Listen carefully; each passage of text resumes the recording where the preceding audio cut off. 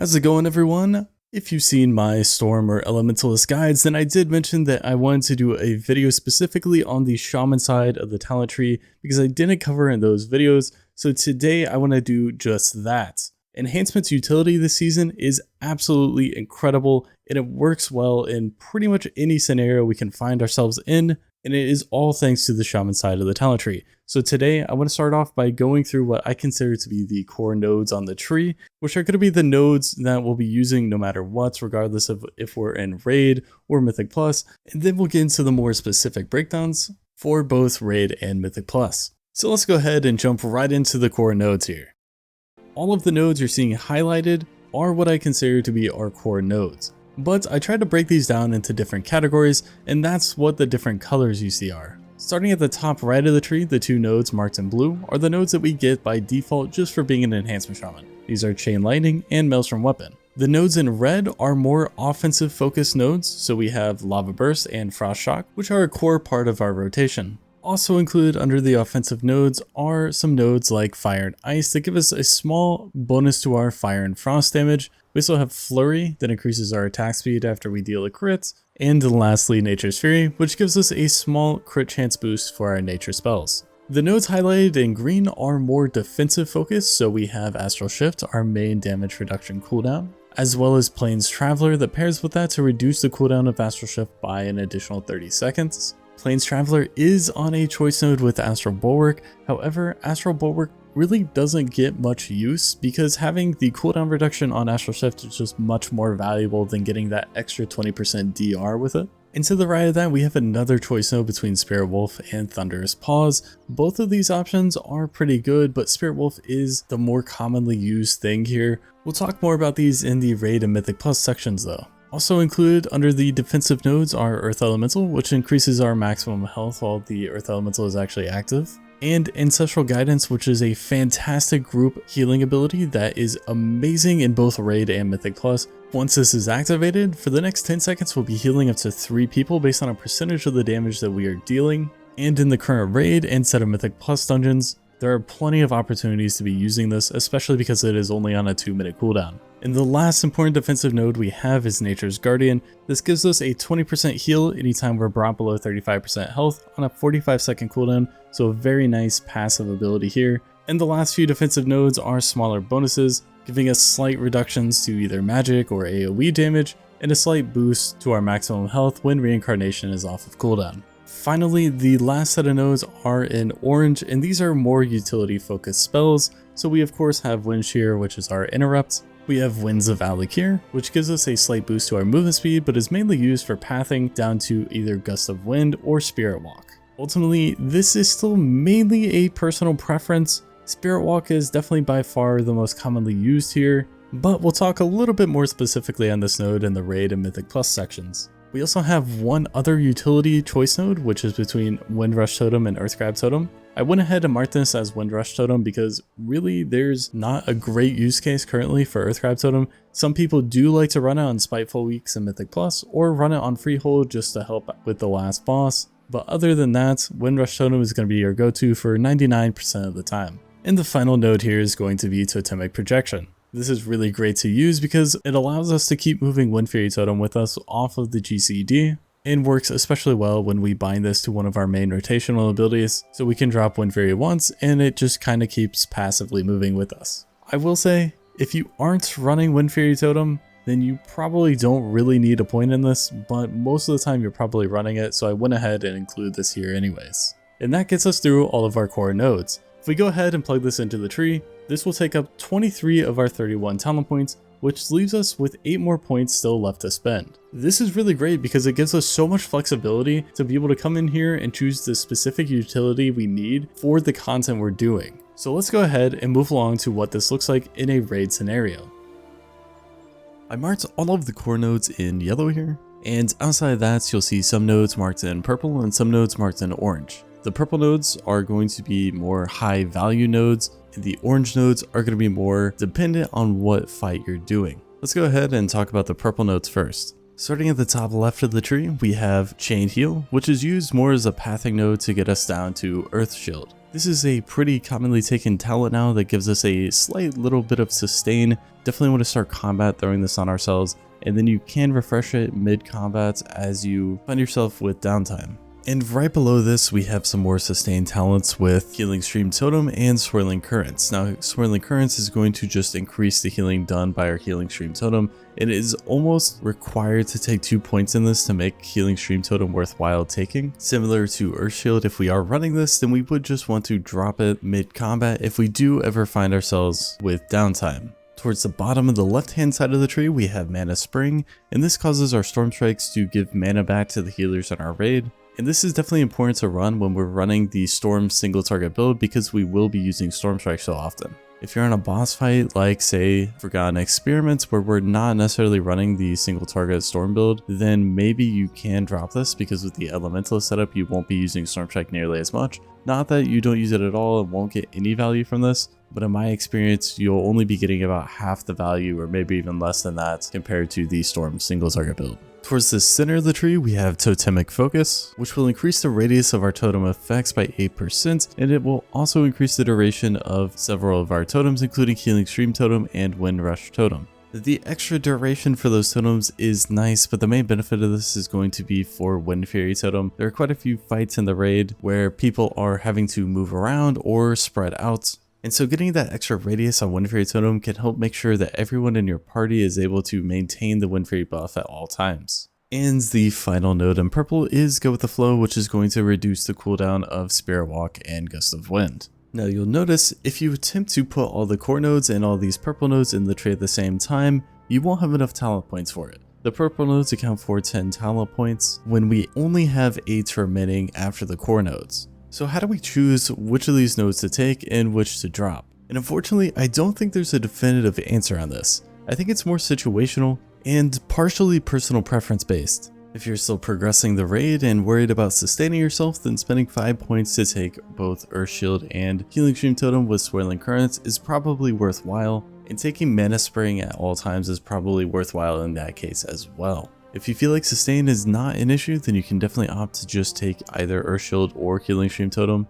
Generally, you are still going to be taking one of them. I personally prefer to just take Earth Shield and throw it on myself when I can. And then you can throw your remaining points in Totemic Focus and Go With The Flow. If you do find yourself running both sustain talents and have to choose between Totemic Focus and Go With The Flow, then I would say that Go With The Flow is generally the more popular option here. But at the same time, I don't feel like the raid has too many tight windows where we really need the cooldown reduction on our movement abilities. So if you're noticing that you're having a hard time maintaining the Wind Fury buff on all of your party members, then I would definitely choose Totemic Focus here instead. But we still need to take into consideration the nodes marked in orange, which are our fight dependent nodes. These are Capacitor Totem, which is our AoE stun, and Thunderstorm along with Thundershock, which is another CC ability used to knock up enemies around us. There are 4 main fights in the raid that have adds that you may want to look to bring at least one of these talents on, and those are the Assault of the Zakali, Skarn, Notharian, and Sarkarath.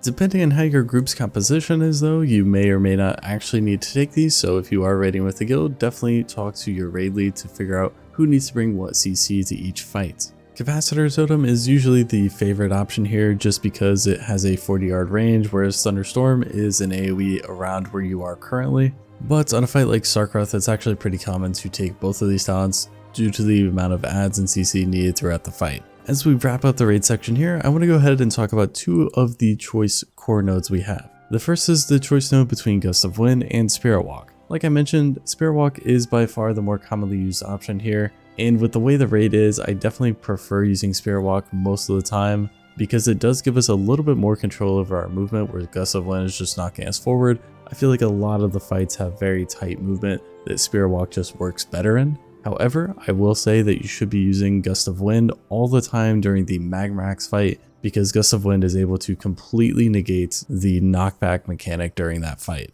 The other choice node is the choice between Spirit Wolf and Thunderous Paws. I do think the Spirit Wolf is the better option in raid currently because while Thunderous Paws isn't bad, we are never really getting use out of the first half of its effect where we're removing snares off of ourselves when we go into Ghost Wolf. Whereas with Spirit Wolf, there are definitely times when we are going into Ghost Wolf to get back to the boss and we are actually reducing damage on ourselves while doing it. which just gives us that little extra bit of survivability. And so I do think that that is the slightly better option. If you do prefer Thunderous Paws, then by all means continue to use it, though I don't think either of these are too impactful in general.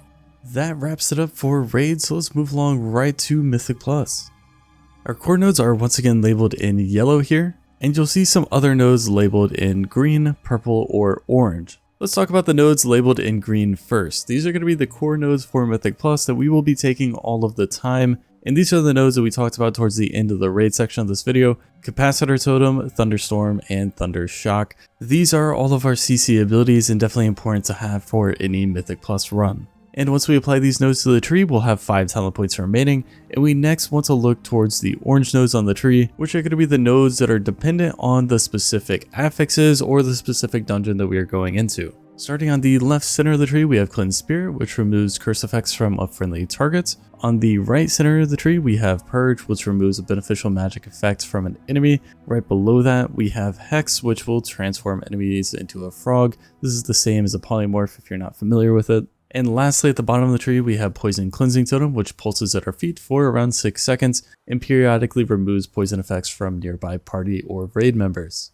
Each of these has a variety of uses depending on the specific affixes and depending on what dungeon you are in. In corporeal weeks, we definitely want to be running Hex at all times because we can just Hex one of the incorporeal beings every time it's up. And on afflicted weeks, we definitely want to be running Poison Cleansing Totem because every other set of afflicted beings that spawn, we can drop Poison Cleansing Totem, which will take care of both of the afflicted targets. Cleanse Spirit is also effective on afflicted weeks to help out with these sets of afflicted beings where Poison Cleansing Totem is on cooldown. If you are in a more coordinated group, then Poison Cleansing Totem is probably enough for these weeks. Getting into the specific dungeon use cases for these spells, Hex really only has one possible use case, and that's in Halls of Infusion. I've seen some groups asking me to Hex one of the infusers at the end of the dungeon on the last boss, and so that's the main use case for this. Probably something worthwhile asking your group ahead of time, but otherwise this is something you probably won't run outside of an incorporeal week. Purge probably has the most general use case of any of these spells. Most dungeons have some sort of beneficial magic effect that you can purge off of enemy mobs. However, the Underrots and Vortex Pinnacle are the most common places for this to be used currently, due to some enemies having large shields on them. Purge is definitely a good spell to have across any dungeon,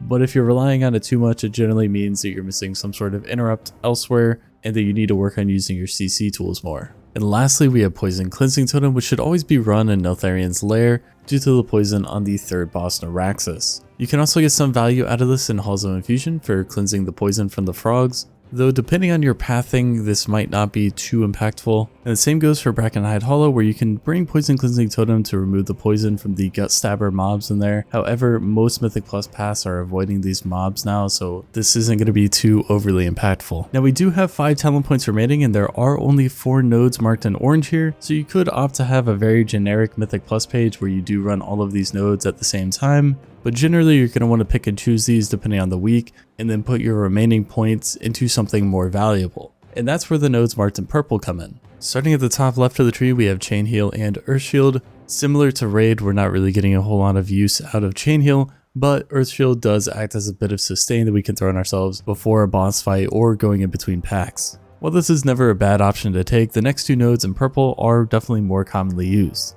The first is a choice node that's going to increase the effectiveness of our Capacitor Totem between Static Charge and Guardian's Cudgel. With Static Charge, as long as the Capacitor Totem hits at least 4 enemies, its cooldown will be reduced by 20 seconds, which allows us to use Capacitor Totem just about every pack in a Mythic Plus. Guardian's Cudgel, on the other hand, causes a second Capacitor Totem to be dropped automatically after the first Capacitor Totem we cast goes off, effectively double stunning a pack. While both these options are good, Static Charge is a little bit more popular because getting that stun off every single pack is a little bit more valuable than the double stun on a single pack. However, I think this value does fall off a little bit on Fortified weeks because you're spending more time on each individual pack. And when it comes to pug groups, I think that Guardian's Cudgel might be a little bit more valuable, especially if you are noticing that your groups aren't using their CCs very often. Because there definitely are certain packs within dungeons that you want CC for a bit more than others, and so saving Guardian's Cudgel for those packs and getting the double stun off without needing to rely on other people to use their CC properly might be a little bit better.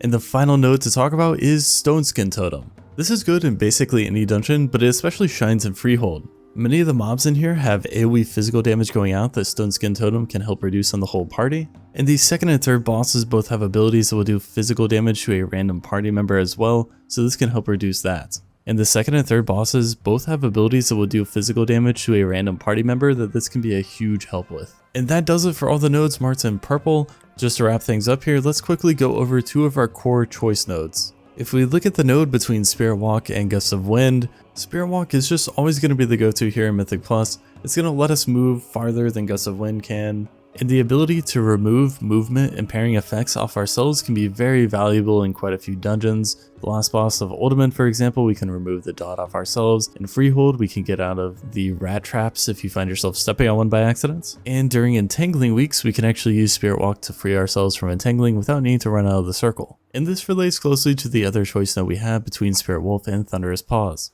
Thunderous Paws can also be used to remove many of the same things that I just mentioned. And I would definitely recommend running this all the time during Entangling weeks, because you can alternate breaking yourself out of Entangling with this and Spirit Walk. Spirit Wolf is probably the most general purpose option here though, and the most commonly used. Especially in high keys, the damage reduction this gives can be necessary at times because we are a bit of a squishy class, and so in some boss mechanics, sitting in Ghost Wolf and getting the Spirit Wolf stacks is going to be more valuable for that damage reduction, even if it gives us a little bit of extra downtime just so we can live through mechanics. The second boss in the Underrot is a perfect example where Spirit Wolf is a beneficial thing to have, because during Tantrum the boss is periodically doing physical damage to the entire party, and so running around in Ghost Wolf form to run over all the ticks that he's expelling helps us clear those more effectively while also reducing the damage we're taking from his AoE that's going out. And speaking of AoE physical damage, this is a perfect time to use Stone Skin Totem as well.